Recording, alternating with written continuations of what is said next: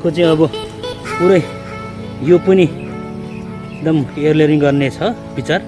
यो सबैलाई निकाल्ने आउट गर्ने सबै माथिको ब्रान्चहरूलाई, त्यसपछि सिङ्गो तलको ट्रङ्क मात्रै राख्ने। त्यसको चाहिँ अब बन्साई बनाउने। त्यसको चाहिँ उताबाट आएको चाहिँ बाङ्गेर यो सेप चाहिँ यस्तो आएको छ। यो चाहिँ पछि यसको फ्युचरमा साह्रो राम्रो हुन्छ जस्तो लागिरहेछ।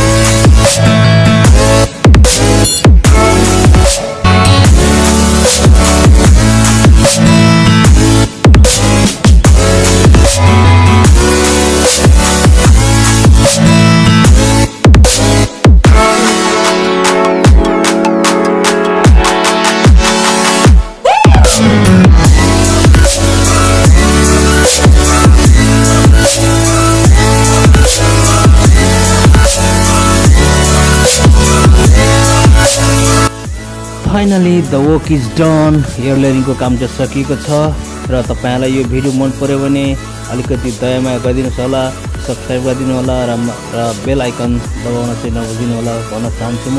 Thank you so much. त्यसपछि म यो बन्साई बनाएको भिडियो पनि म हजुरहरू समक्ष म पस्काने छु भन्दै see you bye ta ta. Thanks for watching this video. If you like this video, please don't forget to like, share and comment, and please subscribe my channel. Hit the bell icon. Thank you so much.